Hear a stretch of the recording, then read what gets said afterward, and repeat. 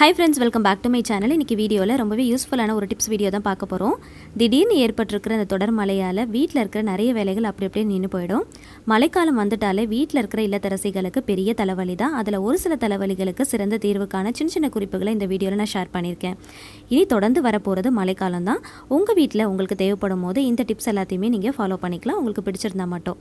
திடீர்னு வெயில் வந்துட்டா கூட துணி காய போறதுக்கு கிளிப் பத்தல அப்படினா ஒரு சில டிப்ஸை நீங்க ஃபாலோ பண்ணிக்கலாம். புத்தம் புது ஐடியாவோட இந்த வீடியோல நான் ஷேர் பண்ணியிருக்கேன். ஸோ வீடியோவை பார்க்குறதுக்கு முன்னாடி நம்ம சேனலை சப்ஸ்கிரைப் பண்ணாதவங்க மறக்காமல் சப்ஸ்கிரைப் பண்ணி கூடவே இருக்கிற பெல் பட்டனையும் கிளிக் பண்ணிக்கோங்க. அப்போ தான் நம்ம சேனலில் வரக்கூடிய அப்டேட்ஸ் எல்லாத்தையுமே நீங்கள் மிஸ் பண்ணாமல் பார்க்க முடியும். ஃபர்ஸ்ட் டிப் என்னென்னு பார்க்கலாம்.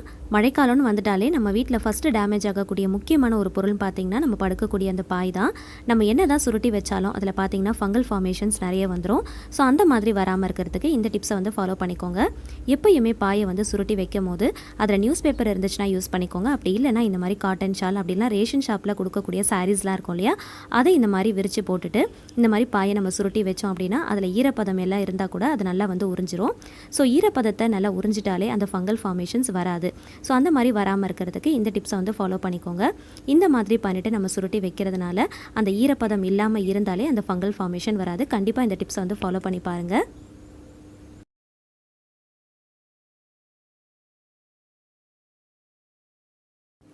அடுத்த டிப்ஸ் என்னென்னு பார்க்கலாம். என்னதான் மழைக்காலமாக இருந்தாலும் அப்பப்போ வெயிலும் நம்ம கெட்டி பார்க்கும். அந்த மாதிரி வெயில் வர டைமில் நம்ம அதிகமாக சிரமப்படக்கூடிய முக்கியமான விஷயம் என்னென்னு பார்த்தீங்கன்னா துணி காய போடுறது தான்.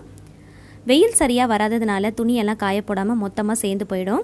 அதிகமான அளவில் நமக்கு சேர்ந்துருச்சு அப்படின்னா அதை காய போடுறதுக்கு தேவையான கிளிப்ஸ் நம்மக்கிட்ட பத்தாமல் கூட இருக்கலாம். ஸோ கிளிப்ஸ் பத்தலை அப்படின்னா அந்த டைமில் இந்த டிப்ஸை வந்து நீங்கள் டக்குன்னு யூஸ் பண்ணிக்கலாம். ஸோ இதுக்காக கிளிப்ஸ் பத்தலை அப்படின்னு துணியெல்லாம் காய போடாமல் நம்ம அப்படியே வைக்கணும் அப்படிங்கிற அவசியமே இல்லை. நம்ம வீட்டில் நம்ம ஹேருக்கு யூஸ் பண்ணக்கூடிய கிளிப்ஸை யூஸ் பண்ணி தான் இன்றைக்கி துணி காய போட போகிறோம். ஸோ அது எப்படிங்கிறத நான் உங்களுக்கு வீடியோவில் காட்டுறேன். ஸ்கிப் பண்ணாமல் பாருங்கள். நம்ம தலைக்கு யூஸ் பண்ணக்கூடிய டச் கிளிப், கிளச் கிளிப், அதுக்கப்புறம் பூ குத்துறதுக்கு நம்ம யூஸ் பண்ணுற ஸ்லைடு பின், சேஃப்டி பின் இதெல்லாம் யூஸ் பண்ணி தான் நம்ம இன்றைக்கி துணி காய போட போகிறோம். ஸோ இது எல்லாமே பார்த்திங்கன்னா நல்லா வந்து டைட்டாக ஃபிட்டிங்காக இருக்கும். துணி வந்து பறந்து போகாமல் கீழே விழுகாமல் இருக்கிறதுக்கு இது ரொம்பவே ஹெல்ப்ஃபுல்லாக இருக்கும். துணி காய வைக்கிறதுக்கு கிளிப்ஸ் இல்லை அப்படின்னா அந்த டைமில் இந்த கிளிப்ஸ் எல்லாத்தையுமே நீங்கள் யூஸ் பண்ணிக்கோங்க. கண்டிப்பாக எல்லார் வீட்லேயுமே இது நம்ம அதிகமான அளவில் வச்சுருப்போம். அதை இந்த மாதிரி டைமில் நம்ம யூஸ் பண்ணிக்கலாம். மழை காலத்தில் நமக்கு வெயில் வரதே பெரிய விஷயமா இருக்கும். அந்த வெயில் வந்துச்சு அப்படின்னா நம்மளோட வேலைகள் வந்து எப்படிலாம் முடிக்கலாம் அப்படிங்கிறத தான் நம்ம பார்ப்போம். ஸோ அந்த மாதிரி டைமில் இந்த சின்ன சின்ன டிப்ஸ்லாம் கண்டிப்பாக உங்களுக்கு ரொம்பவே யூஸ்ஃபுல்லாக இருக்கும். சேஃப்டி பின் நீங்கள் யூஸ் பண்ணுறீங்க அப்படின்னா 2 துணியையும், அதாவது 2 பக்கம் துணியையும் சேர்த்து இந்த மாதிரி பின் பண்ணிக்கோங்க. கார்னரில் பின் பண்ணோம் அப்படின்னா பறந்து போகாமல் கீழே விழுகாமல் இருக்கிறதுக்கு ரொம்பவே ஹெல்ப்ஃபுல்லாக இருக்கும். ஸோ இந்த மாதிரி ஹேருக்கு யூஸ் பண்ணக்கூடிய எல்லா கிளிப்ஸுமே நம்ம யூஸ் பண்ணி அழகாக வந்து துணியெல்லாம் காய போட்டுக்கலாம். இதுக்காக துணி காய போடுற கிளிப் இல்லை அப்படின்னு சொல்லிட்டு நம்ம யோசிக்க வேண்டிய அவசியமே இல்லை. அதுக்காக நம்ம துணியெல்லாம் காய போடாமல் அப்படியே வச்சிட்டோம் அப்படின்னா அது வந்து ஒரு மாதிரி ஸ்மெல் வர ஆரம்பிச்சிடும். ஸோ இந்த மாதிரி டைமில் இந்த டிப்ஸ் வந்து நீங்கள் ஃபாலோ பண்ணிக்கோங்க. ரொம்ப ஹெல்ப்ஃபுல்லாக இருந்துச்சு. கண்டிப்பாக ட்ரை பண்ணி பாருங்கள். சில பேர் துணி காய போடுறதுக்கு கம்பி, கயர்னு யூஸ் பண்ணுவாங்க. சில பேர் ஸ்டாண்டு யூஸ் பண்ணுவாங்க. எதில் நீங்கள் துணி காய போட்டாலும் இந்த டிப்ஸை வந்து ஃபாலோ பண்ணிக்கோங்க. ரொம்ப யூஸ்ஃபுல்லாக இருக்கும்.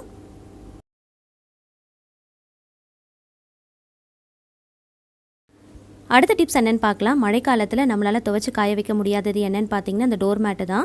அது கனமாக இருக்கிறதுனால அவ்வளோ சீக்கிரமாக நமக்கு காஞ்சி வராது.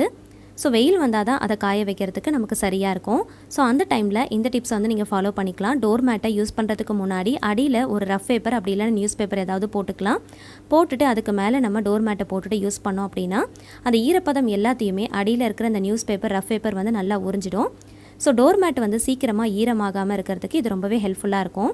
ஸோ மழை காலத்தில் ரொம்ப சொதன்னு ஆயிடுச்சு அப்படின்னா அதை காய வைக்கிறது நமக்கு ரொம்ப கஷ்டமான விஷயமா இருக்கும். ஸோ அந்த மாதிரி டைமில் இந்த மாதிரி நம்ம பேப்பர்ஸ் போட்டுட்டு நம்ம யூஸ் பண்ணோம் அப்படின்னா ஈரம் இல்லாமல் இருக்கிறதுக்கு ரொம்பவே ஹெல்ப்ஃபுல்லாக இருக்கும். கண்டிப்பாக ட்ரை பண்ணி பாருங்கள்.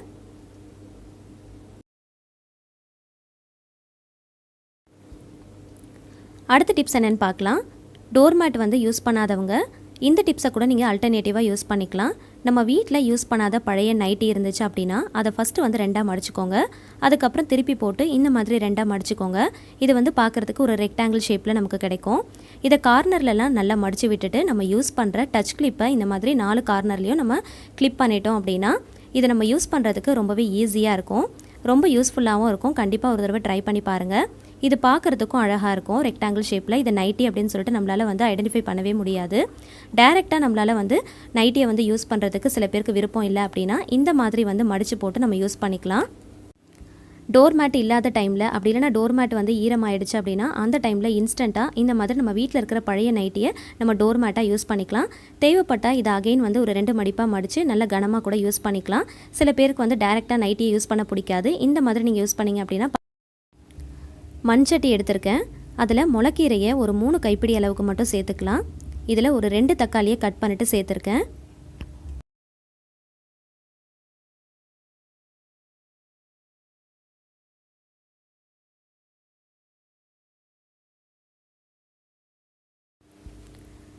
இதில் ஒரு கைப்பிடி அளவுக்கு சின்ன வெங்காயம் சேர்த்துக்கலாம். ஒரு கொத்து கருவேப்பிலை, ஒரு துண்டு புளி, நறுக்கின கொத்தமல்லி இலைகள் சேர்த்துக்கலாம். உங்களோட காரத்துக்கு ஏற்றாப்புல பச்சை மிளகாய் சேர்த்துக்கோங்க. நான் ஒரு மிளகாய் தான் சேர்த்துருக்கேன். இந்த கீரை வந்து மூழ்கிற அளவுக்கு மட்டும் கொஞ்சமாக தண்ணி சேர்த்துக்கலாம்.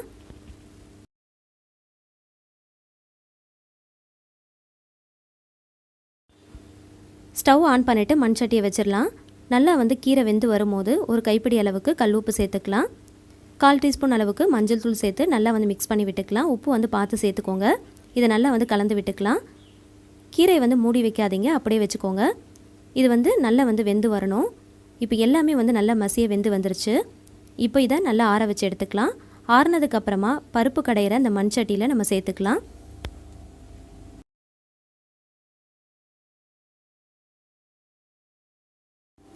அப்படியே மேஷ் பண்ணுறதை விட இந்த மாதிரி பருப்பு கடையிற சட்டியில் வச்சு நம்ம இந்த மாதிரி மத்து வச்சு கடைஞ்சி செய்கிறப்போ டேஸ்ட் ரொம்பவே சூப்பராக இருக்கும். உங்ககிட்ட இல்லை அப்படின்னா மேஷர் இருந்தால் கூட மேஷ் பண்ணிக்கலாம். ஆனால் சில பேர் வந்து மிக்சியில் போட்டு கிரைண்ட் பண்ணிப்பாங்க. அந்த மாதிரி பண்ணிங்கன்னா அந்தளவுக்கு டேஸ்ட்டு கிடைக்காது. இந்த மாதிரி மசிச்சுட்டு செஞ்சு பாருங்கள், டேஸ்ட் ரொம்பவே சூப்பராக இருக்கும். இப்போது இதுக்கு தேவையான தாளிப்பு போட்டுக்கலாம். ஒரு பேன் எடுத்திருக்கேன். அதில் 2 டேபிள் ஸ்பூன் அளவுக்கு தேங்காய் எண்ணெய் சேர்த்துக்கலாம். தேங்காய் எண்ணெயில் தாளிப்பு போடும்போது டேஸ்ட் ரொம்பவே சூப்பராக இருக்கும். கடுகு, உளுந்து, சீரகம் இது எல்லாமே சேர்த்துக்கலாம். ஒரு காஞ்ச வத்தல் சேர்த்துக்கோங்க. கூடவே இடித்த பூண்டு சேர்த்துக்கலாம். கொஞ்சமாக ஒரு கைப்பிடி அளவுக்கு நறுக்கின சின்ன வெங்காயம் சேர்த்து ஒரு கொத்து கருவேப்பிலை சேர்த்து நல்லா வந்து வதக்கி எடுத்துக்கலாம். நல்லா பொன்னிறம் ஆகிற வரைக்கும் வதக்கி எடுத்துக்கோங்க. கடைசியாக ஸ்டவ் ஆஃப் பண்ணுறதுக்கு முன்னாடி ஒரு 1/4 டீஸ்பூன் அளவுக்கு மட்டும் பெருங்காயம் சேர்த்துக்கலாம். சேர்த்துட்டு நல்லா ஒரு தடவை கலந்து விட்டுட்டு இந்த தாளிப்பை அந்த கீரையில் சேர்த்துக்கலாம். முளைக்கீரையில் மோஸ்ட்லி பருப்பு சேர்த்து தான் செய்வாங்க. அந்த மாதிரி இல்லாமல் இந்த மாதிரி வெங்காயம், தக்காளி, புளி சேர்த்து செஞ்சு தாளிப்பு போட்டு சேர்த்து செஞ்சு பாருங்கள். ஒயிட் ரைஸ் கூட வச்சு சர்வ் பண்ணும்போது ரொம்பவே டேஸ்ட்டாக இருக்கும். இதுக்கு சைடிஷ்லாம் எதுவுமே தேவை கிடையாது. ஒரு அப்பளம் வடகம் இருந்தாலே ரொம்பவே டேஸ்ட்டாக இருக்கும். அடுத்த டிப்ஸ் என்னென்னு பார்க்கலாம். மழைக்காலத்தில் எல்லாருமே சந்திக்கக்கூடிய முக்கியமான இன்னொரு பிரச்சனை என்னென்னு பார்த்தீங்கன்னா இந்த பவர் கட் தான். என்னதான் வீட்டில் இன்வெர்ட்டர் இருந்தாலுமே ஒரு 2லேருந்து 3 மெழுகுவத்தி வாங்கி வச்சுக்கிறது ரொம்பவே நல்லது. எமர்ஜென்சி டைமில் நமக்கு ரொம்ப ரொம்ப ஹெல்ப்ஃபுல்லாக இருக்கும். மெழுகுவத்தியை எப்போயுமே யூஸ் பண்ணுறதுக்கு முன்னாடி ஒரு 10 நிமிஷமாவது ஃப்ரீசரில் வச்சுட்டு நீங்கள் யூஸ் பண்ணிங்க அப்படின்னா நீங்களே ஆச்சரியப்படுற அளவுக்கு அது நமக்கு ரொம்பவே ஹெல்ப்ஃபுல்லாக இருக்கும். எப்பயுமே மெழுகுவத்தியை நம்ம கொளுத்தி வச்சோம் அப்படின்னா சீக்கிரமாக உருகி போயிடும், சீக்கிரமாக அணைஞ்சு போயிடும். ஸோ அந்த மாதிரி ஆகாமல் இருக்கிறதுக்கு ஒரு 10 நிமிஷம் ஃப்ரீசரில் வச்சுட்டு நம்ம யூஸ் பண்ணலாம். இந்த மாதிரி ஃப்ரீசரில் நம்ம வச்சுட்டு யூஸ் பண்ணுறதுனால மெழுகுவத்தி வந்து ஹார்டாயிரும், சீக்கிரமாக அணைஞ்சு போகாமல் ரொம்ப நேரத்துக்கு நின்று எரியும். ரொம்ப நாளைக்கு நம்ம வச்சு யூஸ் பண்ணிக்கலாம். அதுக்கு ரொம்ப ரொம்ப ஹெல்ப்ஃபுல்லாக இருக்கும். அடுத்த டிப்ஸ் என்னென்னு பார்த்தீங்கன்னா எப்பயுமே மெழுகுவத்தியை கொளுத்தி வைக்கும் போது வெளியில் வைக்காமல் இந்த மாதிரி ஒரு சில்வர் பாத்திரத்தில் நம்ம வச்சுக்கலாம். வச்சுட்டு அது மூழ்கிற அளவுக்கு, அதாவது பாதி அளவுக்கு மூழ்கிற அளவுக்கு 1 டம்ளர் அளவுக்கு மட்டும் நம்ம தண்ணி ஊற்றி வச்சிட்டோம் அப்படின்னா ரொம்ப நேரத்துக்கு அணையாமல் நின்று எரியும். சீக்கிரமாக உருகி போகாமல் இருக்கிறதுக்கு இது ரொம்ப ரொம்ப ஹெல்ப்ஃபுல்லாக இருக்கும். கண்டிப்பாக இந்த டிப்ஸை நீங்கள் ஒரு தடவை ட்ரை பண்ணி பாருங்கள். இந்த வீடியோவில் நான் ஷேர் பண்ணியிருக்கிற எல்லா டிப்ஸுமே இனி வரப்போகிற மழைக்காலத்தை சமாளிக்கிறதுக்கு நம்ம வீட்டு இல்லத்தரசிகளுக்கு கண்டிப்பாக ரொம்ப ரொம்ப யூஸ்ஃபுல்லாக இருக்கும்னு நினைக்கிறேன். வீடியோ பிடிச்சிருந்துச்சுன்னா மறக்காமல் லைக் பண்ணுங்கள். உங்கள் ஃப்ரெண்ட்ஸ் அண்ட் ஃபேமிலிஸ் கூட ஷேர் பண்ணிக்கோங்க. கண்டிப்பாக நீங்களும் ட்ரை பண்ணி பார்த்துட்டு மறக்காமல் கமெண்ட்டில் சொல்லுங்கள். இதே மாதிரி டிப்ஸ் தெரிஞ்சுக்க ஆசைப்பட்டீங்கன்னா நம்மளோட சேனலை மறக்காமல் சப்ஸ்கிரைப் பண்ணிட்டு தொடர்ந்து சப்போர்ட் பண்ணுங்கள். Thank you so much. கீப் வாட்சிங்.